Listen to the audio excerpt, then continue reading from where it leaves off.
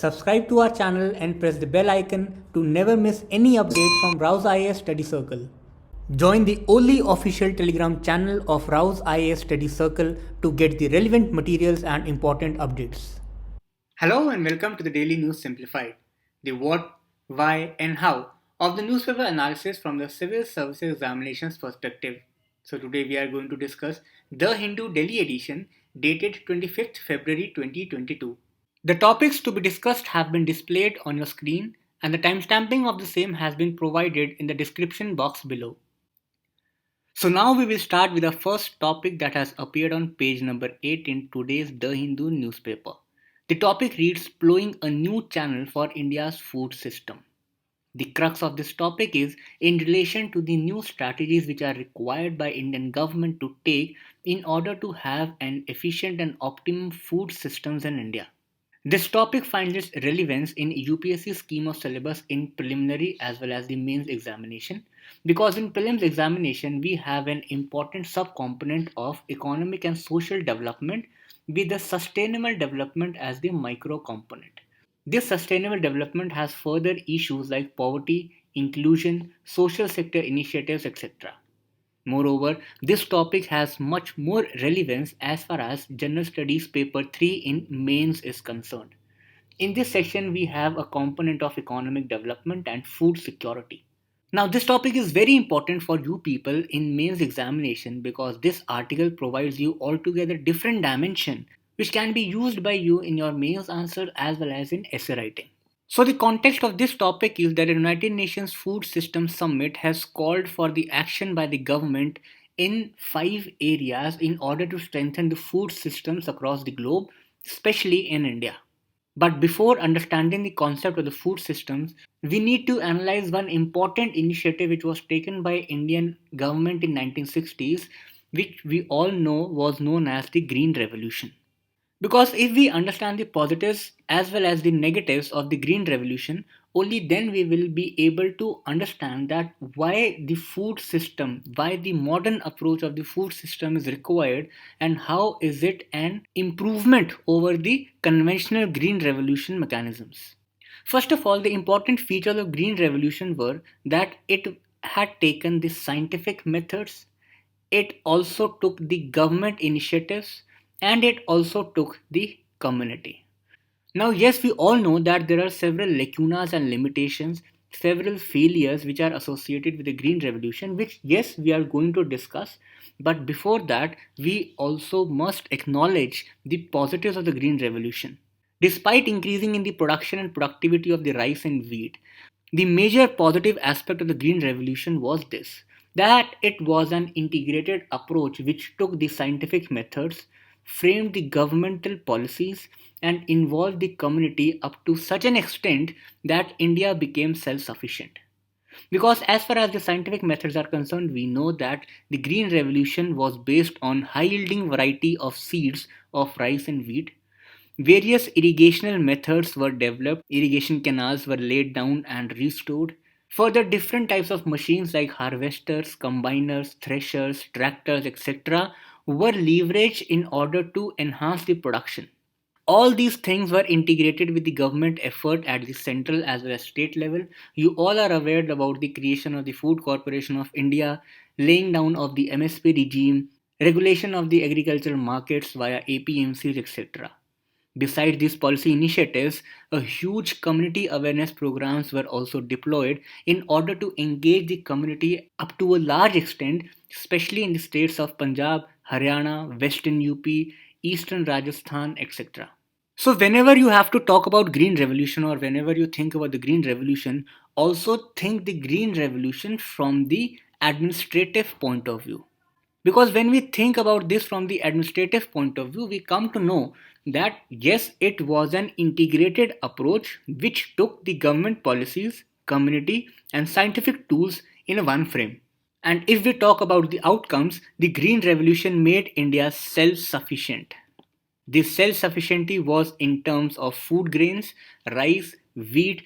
Moreover, India became the exporters of multiple crops because of this Green Revolution.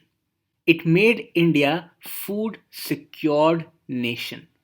But going forward, despite all these positives associated with the Green Revolution, we are also aware about the multiple issues which came out as the result of the skewed policies. For example, the first major issue was the nutritional status.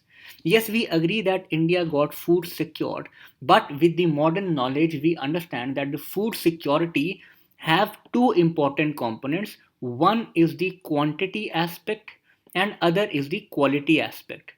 So as far as the quantity aspect is concerned, Green Revolution made India self-sufficient and secure in terms of quantity. But what about quality? We have several reports ranging from National Family Health Survey 5 as well as the previous survey 4. We also have hunger indexes whereby India ranks very poor compared to other countries, which shows that the nutritional status of the Indian children, pregnant as well as lactating mothers, is not up to the mark. Around 25% of the hungry people across the globe live in India. Further, as far as the problem of hidden hunger is concerned, which is in relation to the micronutrient deficiency, shares a huge burden of the global hidden hunger.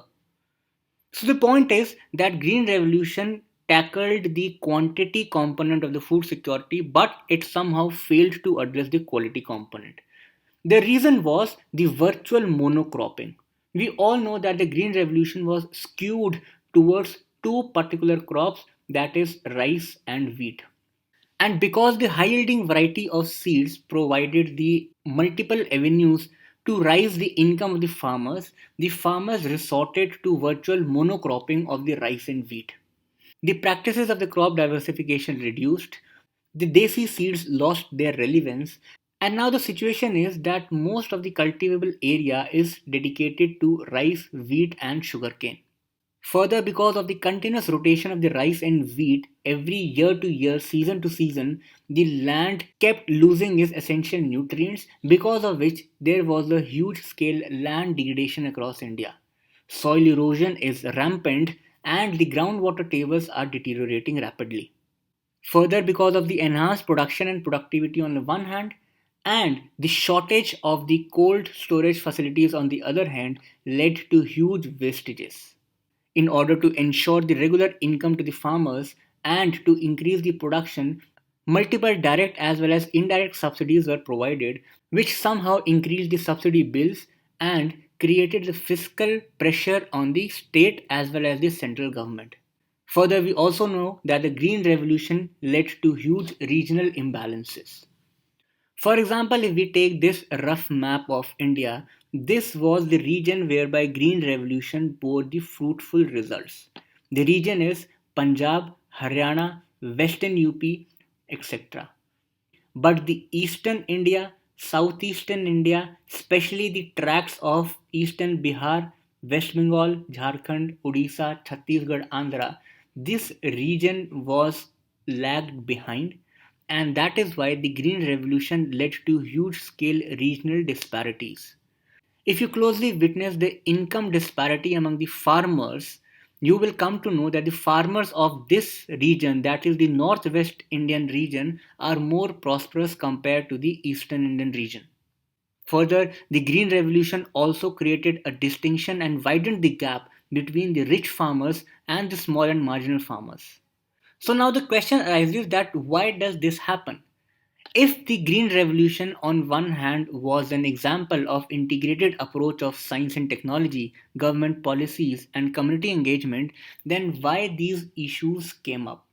That was because the Green Revolution was primarily focusing on the agriculture dimension alone.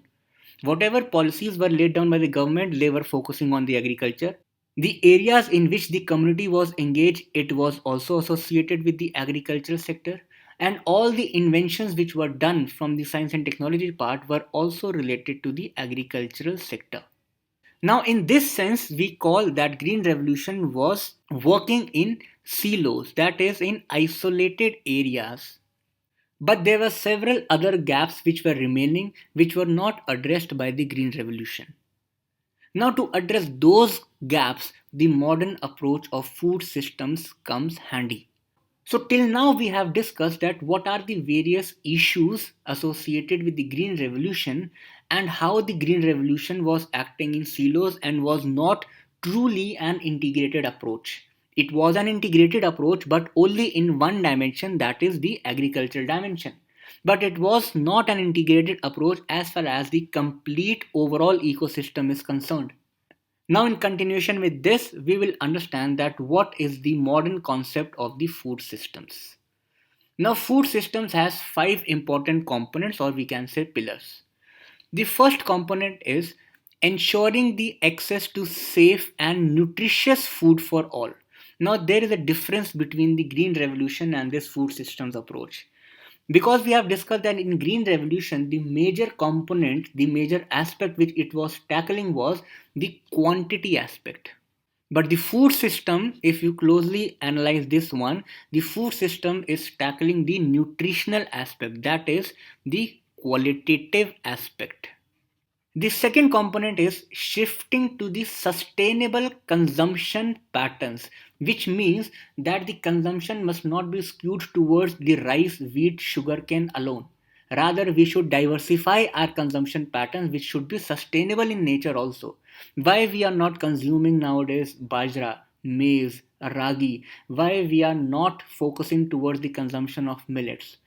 So that is why how this nutritional status will improve. This will improve by shifting toward the sustainable consumption patterns. Then the third thing is boost nature positive production.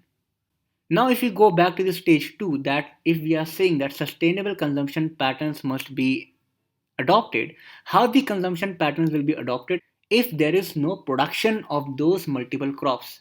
That is why it says nature positive production should take place, which in a sense means agroclimatic crops must be grown. Now, what are agroclimatic crops? Let us understand this with an example. Now, if you go to the area of the Western Punjab, that is this region, Western and Southwestern Punjab, we know that this region is semi-arid in climate. And if the region has semi-arid climatic conditions, why are we growing rice and wheat in these areas when we know that rice and wheat are water intensive? So this means that the cropping pattern in the West Punjab or the Southwestern Punjab is not in line with the agroclimatic conditions of that particular area. So the nature positive production advocates for growing those crops which are in line with the soil and climate of that particular area, for which we also have another term which is agrogeoclimatic. The major difference between the agroclimatic and agrogeoclimatic is that in the geoclimatic regions, besides climate, we also take the nature of soils of that particular area into account. So the crops which need to be grown in a particular area must be in line with the climate of that area as well as the soil of that area. This is the nature positive production. Further, we should also focus on reducing the greenhouse gases emission. Next comes advanced and equitable livelihoods. Now, this is an economic dimensions. Now, until and unless we are not able to provide equitable, reliable, and sustainable livelihoods to the people, that means we are not providing them with the regular income source. Despite the fact that you have grown the climate friendly crops, you have advocated the sustainable consumption patterns, and you are advocating for providing the safe and nutritious food for all. But if you are not able to provide the income to the people so that they can purchase all these things which you have grown or you are advocating, what will be the use of all these steps? Because the income will grant the economic accessibility to the people towards all those crops or food which you are growing. In the absence of this reliable income, there will be no accessibility, and if there is no accessibility, these all these steps will go in vain. In line with this, the last major component is to build the resilience to vulnerabilities, shocks, and stress. We all know that climate change is a reality.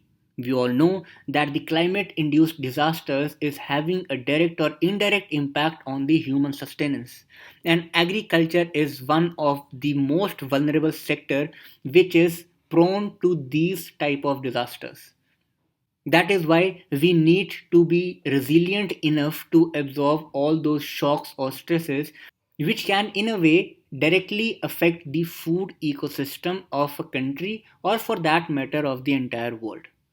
So, again, I am repeating all these five components in order to make you memorize these components, because only once you are up to date with all these components, you will understand the food system interactions which we are going to discuss now.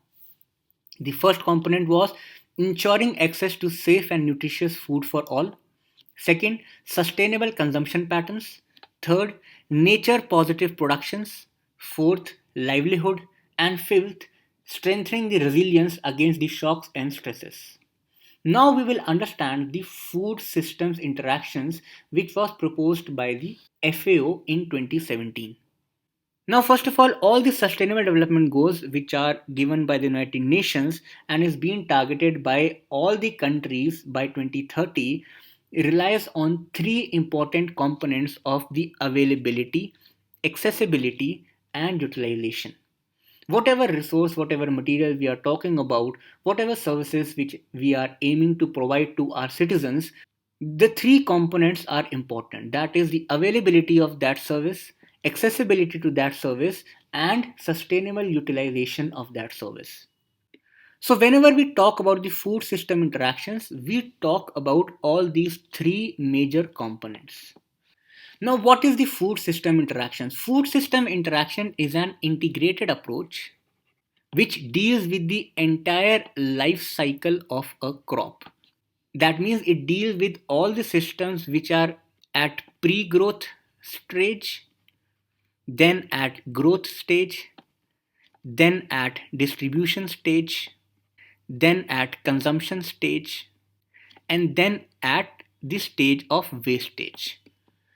Now, all the components which deal with all these things will be taken as an integrated approach as the subcomponents of the food system interactions. For example, there are five key drivers of the food system interactions. The first one is the biophysical and environmental drivers. Second is the innovation, technology, and infrastructure drivers. For example, if you have grown the crop, you need cold storage to store that crop or the food or that processed food. So these are the innovation, technology, and infrastructure factors. The third is the political and economic drivers. For example, in the Green Revolution, we discussed that how the policy initiatives were taken in order to integrate all the components in order to achieve the true results of the Green Revolution. The policy, the leadership, globalization, trade conflicts, food prices, land tenure system, all are taken together in order to have the desired results. Then is the socio-cultural drivers, because we know that consumption is also driven by the socio-cultural factors. There are several communities which prefer the non-veg food. There are several other communities which prefer only the vegetarian food. So obviously the cultural factors, the social factors govern the consumption pattern. And the last thing is the demographic drivers. For example, if there is a region which is having a high population growth rate, the consumption rate also will naturally be higher in that area. The consumption pattern will also further vary as per the age of the population, migration patterns, displacement, etc. So I hope you are clear with all these five key drivers of the food system interactions, that is the environmental factors, technological factors, political factors, socio-cultural factors, and demographic factors. Now all these components integrate with each other and perform their role in the food supply chains. Now, food supply chains further take all the four components which are there in the supply chain, that is, the production, storage and distribution, processing and packaging, and finally, the retailing and marketing of the processed or packaged food. Now, the other important thing is the food environment, which in turn is somehow related to the food supply chains also. For example, the food availability and the physical access, that is, That is proximity to all that processed food which has entered into the retail market. The economic access, that is the affordability of that food, promotion, advertising and information, and the food quality and the safety methods. For example, in India we have Food Standard Safety Authority of India, FSSAI. It looks for the safety aspects of the retail food which is there in the market. Now, once all these things are taken care of, now comes with the consumer behavior and the dietary patterns. And these consumer behavior as well as dietary patterns have an overall impact on society, economy, and environment. So, now the point is that the food system interactions which we are talking about here is the holistic and integrated approach which takes all the components from the pre growth stage up to the stage of wastage, in which the political institutions, multiple programs, and institutional actions are taken. All these components do not work in silos, it works in an integrated manner in order to ensure the availability, accessibility, and sustainable utilization of the food. So, that is how the modern food systems are an advancement over the conventional green revolution strategies or such other strategies, because the modern food system approach is focusing on the sustainable development goals as laid down by the United Nations. So this was a bit lengthy topic, but I'm very sure that this will help you in your mains answer writing, because this has altogether different dimension and you are now with a new concept of the food systems approach in order to ensure the food security in India, or for that matter in the whole world. So this is our next topic, a very hot topic, because all of you know that Russia has entered into the territory of Ukraine and has taken the route of aggression in order to fulfill its demands. Though all the possible dimensions of the Russia-Ukraine crisis has already been taken by Mangal sir in previous DNS, but in this session we are going to talk about two important principles of international law which, according to this very article, has been violated by Russia. These two principles are the principle of non-intervention and principle of self-defense. In this session, we'll understand and analyze that why the Russian claim of the self-defense does not stand ground. The context of this article is that because the Russia has launched a full-scale invasion on Ukraine, the Russian actions have been widely condemned and raised several questions concerning the violation of the international law. This topic falls under the General Studies Paper 2 Mains section in the subsection of International Relations. Now, these two principles, that is the principle of non-intervention and principle of self-defense, is intricately linked to each other in this particular case. Article 2, Clause 4 of the UN Charter says that the policy of non-intervention requires the states to refrain from using the force or threat of using force against the territorial integrity or political independence of any state. In simple language, it means that no country can intervene in some other sovereign state's territory as well as its political ecosystem. The territorial integrity and the political independence of each and every sovereign country is preserved by the Article 2, Clause 4 of the UN Charter. But we all know that Russia has destabilized the territorial integrity and has affected the political independence of Ukraine. Therefore, the article says that Russia is in clear violation of this very principle. Now, we all know that the major argument which is given by Russia in order to attack or invade Ukraine is that Russia is doing this for its self defense. Because Russia says that Ukraine was taking such policy routes which were threatening the Russian territorial integrity and sovereignty. And that is why, in order to have the self defense, Russia has attacked Ukraine. Now, in this very matter, now let us first understand that what do we exactly mean by this word, that is the aggression. The UNGA, that is United Nations General Assembly resolution, states that aggression is the use of the armed force by a state against the sovereignty, territorial integrity, or political independence of another state. Further, it also says one more thing, that allowing one's territory to be used by another state for aggression against a third state also qualifies as an act of aggression, which means that suppose the war is going on between two countries, that is A and B. B has attacked A, but the route which is taken by B to attack A belongs to the country C. Now, if the country C is allowing B to attack from its territory against A, that means that the country C will also be an aggressor. As far as this particular case is concerned, this is Ukraine, this is Russia, and this is Belarus. Because Belarus has allowed Russia to attack from its own territory against Ukraine. So, if we go by the definition of the aggression, here also Russia has used its own armed forces against the sovereignty, territorial integrity, and political independence against Ukraine. Further, Belarus has allowed its own territory against Ukraine. So that means that Ukraine is not an aggressor, rather, Russia and Belarus are the aggressor. That is why the Russian claim of self defense is questionable, because not Ukraine but Russia is the one who has attacked other country. Now there are two important things that Russia also says. Russia says that Ukraine has joined NATO, and because once the Ukraine has joined NATO, which is a military organization which primarily works against the interest of Russia, is one of the major reason that how the Ukraine is threatening the territorial integrity and sovereignty of Russia.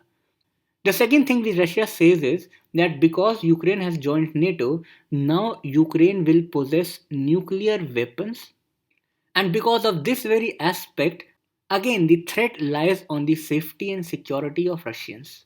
So, because of these two things, Russia, in order to have self defense, has attacked Ukraine. But as far as this particular aspect is concerned, there is an important case in ICJ, that is International Court of Justice, legality of the nuclear weapons case, whereby ICJ has said that the mere possession of the nuclear weapons does not amount to a threat. Further, it has also said that any sovereign country is free to enter into any alignment or grouping, whether it is economic or military. And by this very argument, just merely a defense alliance with some organization does not amount to aggression. That means even if Ukraine possesses the nuclear weapons, according to the legality of the nuclear weapon case, it does not amount to threat.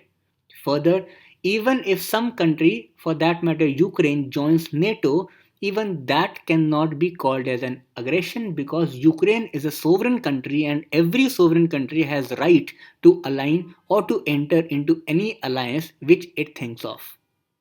The last important aspect of this is the Caroline test. If Russia claims that for its own self defense it has attacked Ukraine, now what will amount to a self defense? How it can be proved that yes, it was necessary in order to take the proactive steps against some country for its own self defense?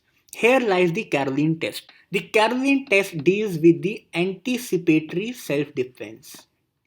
Now, the anticipatory self defense can be taken, but only when the necessity of the self defense was instant, overwhelming, leaving no other choice, and no moment of deliberation. So, if these four criterias are met, that is, some action was very instant, overwhelming, no other choices were existing, and no time for deliberation was there, then some country can take the anticipatory self defense steps. But we all know that since Russia has annexed Crimea, since 2014, this issue was boiling up. There was adequate time. Many of the deliberations were taken, there were several other options. So that means that all these events and situations were not instant and overwhelming. And hence, the Russia's claim of self defense again stands in questionable boundaries. And in this very continuation, Article 51 of the United Nations Security Council says it authorizes a state to resort to individual or collective self defense until the Security Council takes steps to ensure international peace and stability. But we all know that because Russia is a permanent member of United Nations Security Council, it will veto against any proposal which will harm the interest of Russia. So if the Russia will veto against all those proposals which are against it, that is in favor of Ukraine, again here lies an important room for Ukraine to enter into any alliance, that is NATO, or to take the help of US or the other European countries, whatever it feels like. Because in UNSC we have Russia which will obviously veto against the proposals which will favor Ukraine. So in today's session, we have talked about two important principles, that is principle of non-intervention and principle of self-defense. And further, we have analyzed in detail that how Russia stands in violation of these principles of non-intervention and principle of self-defense. There are several tests like Caroline test which Russia fails. Further, there are several rights of the sovereign country, for example Ukraine, so that it can enter into alliance. And further, we have also discussed the legality of the nuclear weapon case, which says that mere possession of the nuclear weapon does not amount to threat to the sovereignty and integrity of any country. So that is how Russia is in violation of both these principles. Now moving towards our next topic, which is Indus Water Treaty. This topic has appeared in the text and the context page. And the context of this very topic is that recently a delegation from India will visit Pakistan on 28th February to attend the 117th meeting of the Permanent Indus Commission from March 1 to March 3. Now under this topic we'll also discuss that what is Permanent Indus Commission and what is its function. But before that, first we should know that this topic falls directly under the General Studies Paper 2 in the International Relations and the Micro section of India and its Neighbourhood Relations. So in this session we will discuss that what are the key features of the Indus Water Treaty, which is negotiated between the countries of India as well as Pakistan, and what are the issues arising out of that treaty. But before coming to the treaty, first we will look at that what was the background in which this treaty was negotiated. It was in 1948 when an inter-dominion accord was signed between India and Pakistan, whereby it was said that India will provide the waters of the Indus and its tributaries to Pakistan, and in lieu of this Pakistan will give the annual payment to India. First of all, we'll look at the rivers, its tributaries, and its geography between India and Pakistan. Now, this is broadly the Indus and its tributaries. The Indus River originates in Tibet, travels through the Himalayas and the Karakoram ranges of India, and then finally enters into Pakistan. Now, the important rivers in this particular area is the first, the major river, that is the Indus. Then we have Jhelum, Chenab, Ravi, Beas, and Satluj. So from north to south, you need to memorize this order of these rivers: Indus, Jhelum, Chenab, Ravi, Beas, Satluj. Now, because India is the upstream country of these rivers, that is why it was the responsibility of India to provide the waters to the downstream country, that is Pakistan. But soon this accord failed, and that is why in 1951 both the countries went to the World Bank to financially assist them in order to support the irrigation projects in this particular area. In continuation of this, the Indus Water Treaty was negotiated between both the countries. The important features of the Indus Water Treaty is that there was a division between the western and the eastern rivers. The Indus, Jhelum and Chenab were considered as the western rivers, and Ravi, Beas and Satluj were considered as the eastern rivers. Pakistan was granted the right of unrestricted usage over the western rivers, that is Indus, Jhelum and Chenab. Similarly, India was granted the right of unrestricted usage over three rivers, that is Ravi, Beas and Satluj. So this means that around 80% of the total water went to Pakistan and 20% of the total water went to India. The second important thing was India was also allowed to have a minimum storage level on the western rivers, that is Indus, Jhelum and Chenab. This was done in order to promote the water conservation and flood management systems.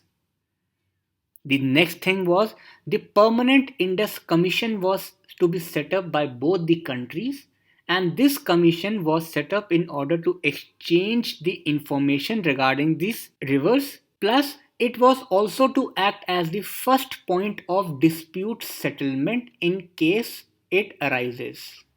Further, India was allowed to have run of the river hydro projects. These are smaller hydro projects which do not have the live storage levels.